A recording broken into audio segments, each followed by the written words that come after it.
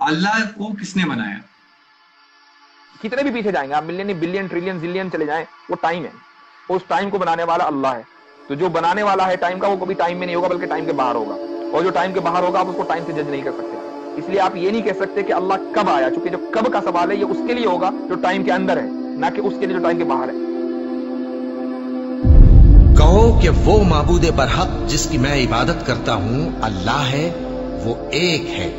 अल्लाह बेनियाज है, वो न किसी का बाप है और न किसी का बेटा, और कोई उसका हमसर नहीं। अल्लाह वो माबूद बरहक है कि उसके सिवा कोई इबादत के लायक नहीं। जिंदा है, सबको थामने वाला, उसे न ऊंघ आती है न नींद। जो कुछ आसमानों में और जो कुछ जमीन में है सब उसी का है।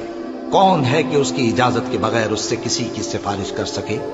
जो कुछ लोगों के रूबरू हो रहा है और जो कुछ उनके पीछे हो चुका है उसे सब मालूम है, और लोग उसकी मालूमात में से किसी चीज पर दस्तरस हासिल नहीं कर सकते। हाँ, जिस कदर वो चाहता है उसी कदर मालूम करा देता है। उसकी बादशाही और इल्म आसमान और जमीन सब पर हावी है, और उसे उनकी हिफाजत कुछ भी दुश्वार नहीं। वो बड़ा आली रुतबा है, जलीलुल कद्र है। वही अल्लाह तमाम मखलूकात का खालिक, ईजाद व इख्तिरा करने वाला, सूरतें बनाने वाला।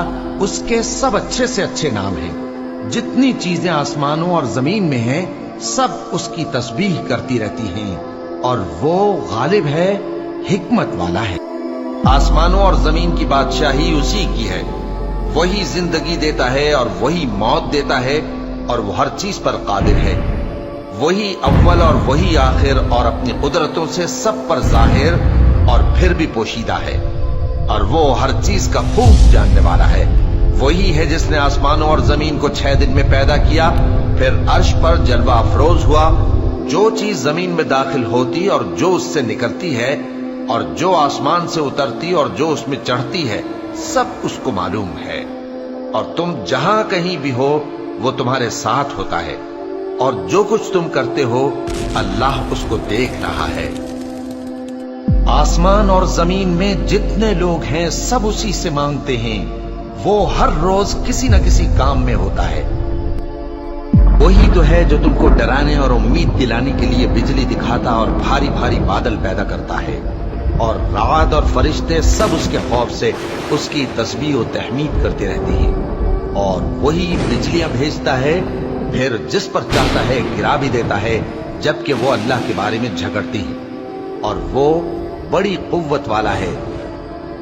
अल्लाह ने निहायत अच्छी बातें नाजिल फरमाई हैं, यानी किताब जिसकी आयतें बाहम मिलती जुलती हैं और दोहराई जाती हैं। जो लोग अपने परवरदिगार से डरते हैं उनके बदन के रोंगटे उसे सुनकर खड़े हो जाते हैं, फिर उनकी खालें नर्म हो जाती हैं और दिल भी नर्म होकर अल्लाह की याद की तरफ मुतवज्जे हो जाते हैं। यही अल्लाह की हिदायत है। वो इससे जिसको चाहता है हिदायत देता है, और जिसको अल्लाह गुमराह रहने दे उसको कोई हिदायत देने वाला नहीं। अल्लाह ही खलकत को पहली बार पैदा करता है, फिर वही उसको दोबारा पैदा करेगा, फिर तुम उसी की तरफ लौट कर जाओगे। जो मखलूक जमीन पर है सबको फना होना है, और तुम्हारे परवरदिगार ही की जात जो साहिब जलाल व करम है बाकी